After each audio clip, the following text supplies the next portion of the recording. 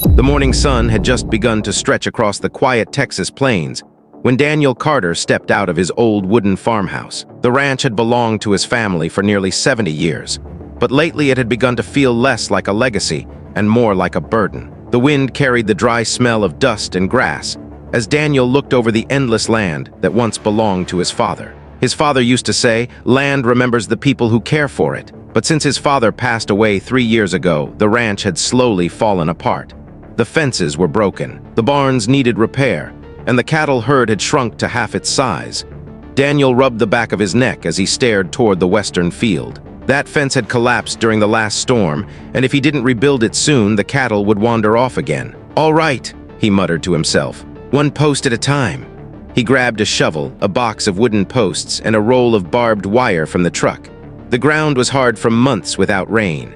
Every push of the shovel felt like digging into concrete. But Daniel kept going. This ranch wasn't just land.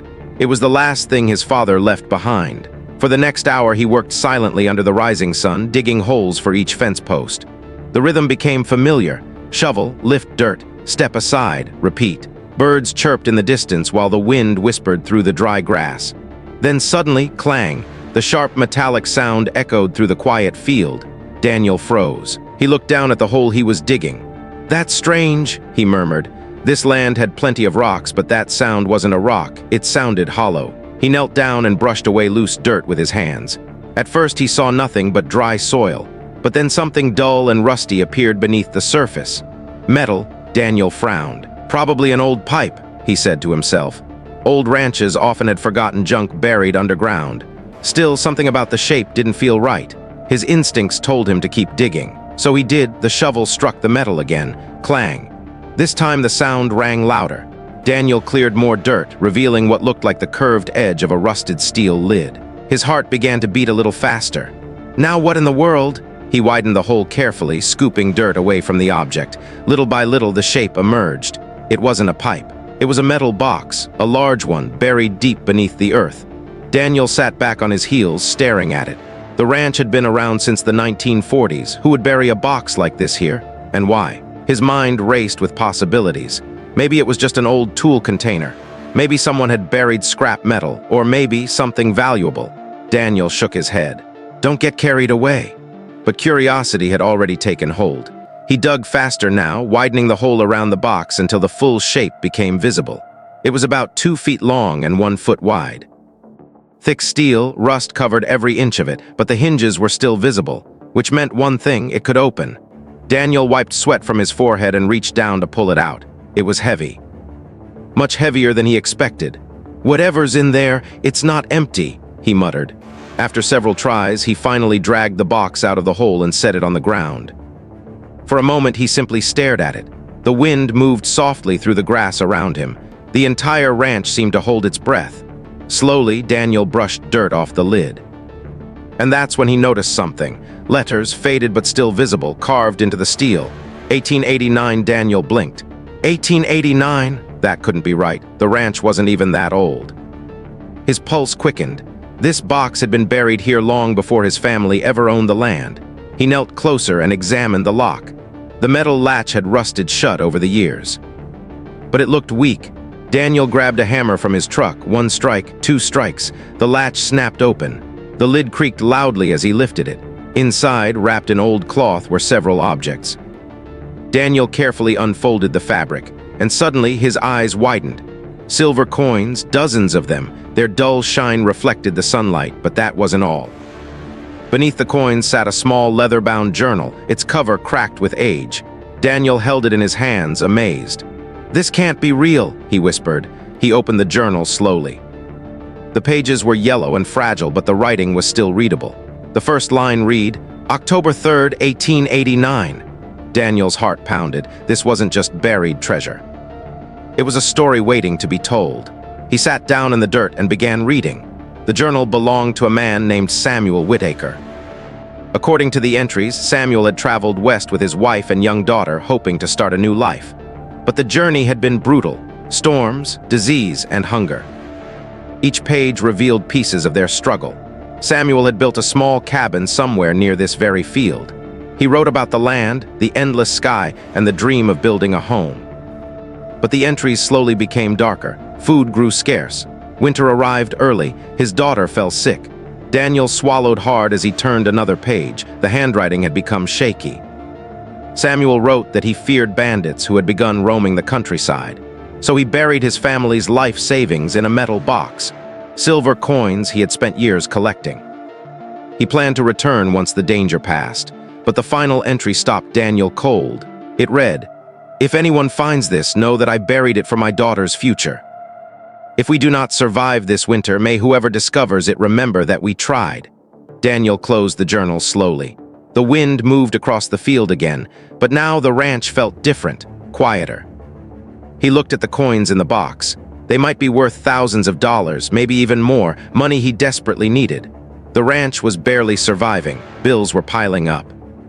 Selling the coins could solve everything, but Daniel couldn't shake the feeling in his chest. This wasn't just treasure, it was someone's hope, someone's final attempt to protect their family. Daniel stared across the land. Somewhere beneath this soil, the remains of Samuel Whitaker's dreams might still rest. And suddenly the ranch didn't feel empty anymore. It felt alive with history. Daniel placed the journal back in the box and closed the lid. One thought echoed in his mind. What really happened to Samuel Whitaker and his family?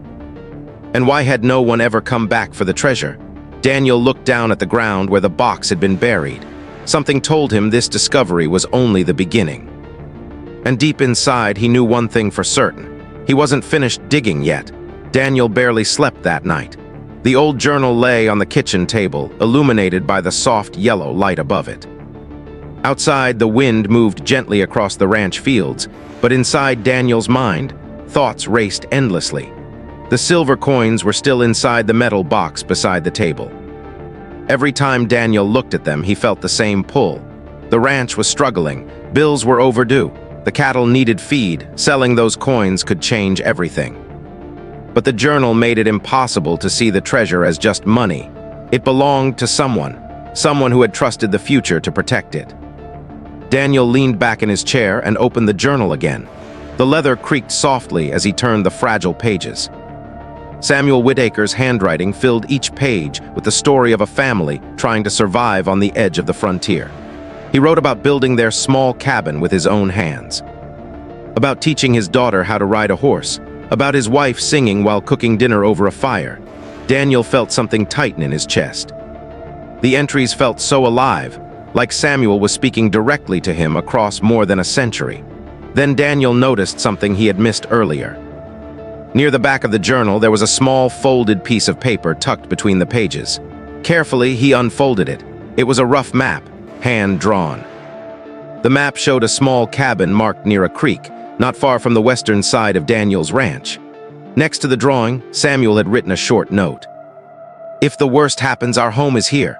Daniel stared at the map for a long time. The location looked familiar, very familiar.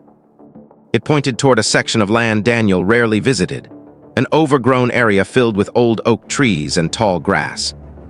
His father used to call it the Forgotten Corner. Daniel closed the journal slowly. "I need to see this," he whispered. Early the next morning, Daniel loaded the metal box and journal into his truck. The sky was painted with soft pink clouds as the sun began to rise.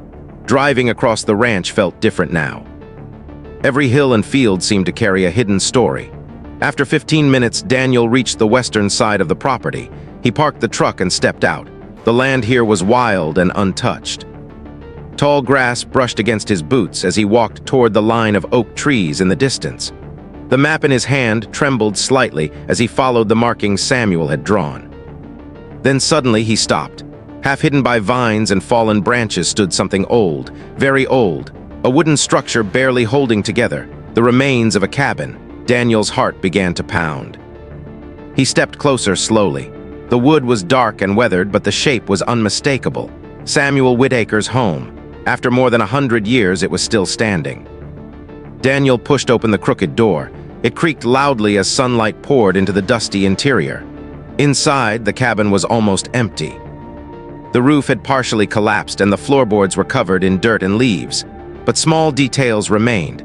An old iron stove, a broken wooden chair, and in the corner, a tiny wooden bed frame. Daniel knelt beside it. His chest tightened as he imagined a little girl sleeping there, while her parents tried to protect her from the harsh winter outside. Samuel had written about her often in the journal. Her name was Emily. He called her the light of our home.